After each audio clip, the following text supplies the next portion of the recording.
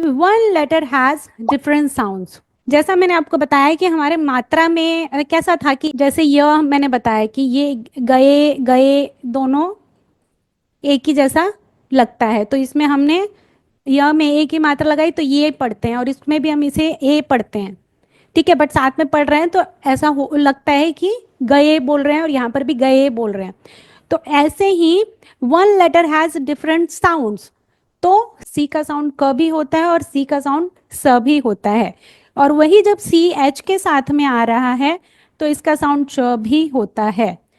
Okay, और वही अगर सी आई के साथ में आ रहा है तो इसका साउंड श भी हो जाता है। सिर्फ यहाँ पर ऐसा नहीं है, सिर्फ जैसे कि जी है तो जी का साउंड ग भी होता है और जी का साउंड ज भी होता है। ओके, तो ये एक पहला प्रॉब्लम है, इसको आप मान सकते हो कि ये इंग्लिश लैंग्वेज का प्रॉब्लम है, क्योंकि हिंदी में बहुत कम लेवल पर ऐसा प्रॉब्लम है, इंग्लिश में ये प्रॉब्लम ज़्यादा है। इसको आप एक प्रॉब्लम समझ सकते हो जिसको हम सॉल्व करते हैं फोनिक्स के थ्रू। अब ये डिफिकल्टी ऑफ इंग्लिश लैंग्वेज है और ये एक्सेप्ट कर लेना है। आप इंग्लिश मीडियम में पढ़ा रहे हो, आपको पता है ये आपकी रोजी रोटी चलती है हमारी इसी से, तो हम इसके में ये नहीं बोलेंगे कि यार ये तो इंग्लिश ऐसा ही है, ये क्यों कर रहे, नहीं, ये प्रॉब्लम है, एक्सेप्टेड। कोरोना आया तो कोरोना के लिए क्या किया आप लोगों ने, उसके लिए वैक्सीन बनाई और उसके बाद हम ठीक हो गए और सब ठीक है अभी। ओके, तो कोई भी प्रॉब्लम है तो उसका अगर हम सोल्यूशन इजीली एक्सेप्ट कर लेते हैं कि नहीं this is the solution and we have to work on it, क्योंकि आप कितना भी बोलोगे इंग्लिश को नेगेटिव बोल भी दोगे तो उससे इंग्लिश का कुछ नहीं बिगड़ने वाला, इंग्लिश वहीं रहेगी। ठीक है, प्रॉब्लम किसको होगी, आपको, क्योंकि हमें से एडजस्ट होना है उसमें।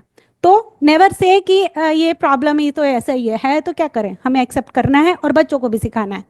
ठीक है, अब one letter has different sound and उसके साथ ही वन एक जैसे मैंने आपको बताया कि एक लेटर का डिफरेंट साउंड होता है क और स, and 2 3 4 letters together make letter groups, जैसे कि आई जी एच, ये इसको मिला करके आई साउंड होता है, आई।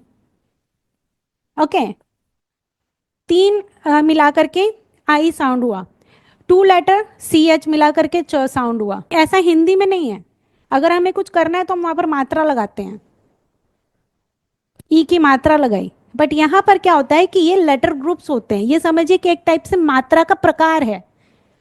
ओ यू जी एच, इसके डिफरेंट साउंड्स होते हैं, जैसे कि T H O U G H, दो।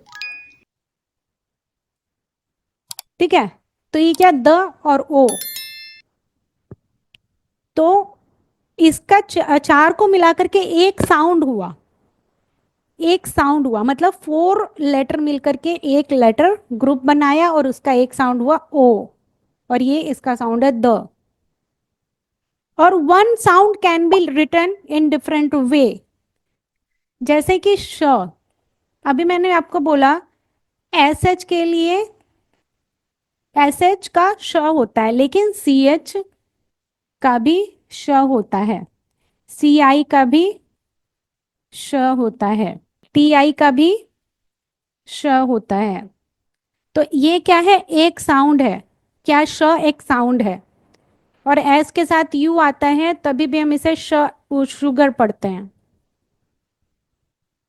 तो देखिए एक ही साउंड को कितने अलग अलग तरीके से लिखा जा रहा है, तो कंफ्यूज तो होंगे ही, बच्चे भी होंगे बड़े भी होंगे, लेकिन वहां पर कुछ बताया ही नहीं गया है कि भाई हम चलो ठीक है हिंदी में समझते कि ये वाला श लिखना है, ये वाला श लिखना है। देखिए अभी हिंदी में भी ऐसा है कि कौन सा श लिखना है मैम, हम बोलेंगे शट कोन, षटकोण।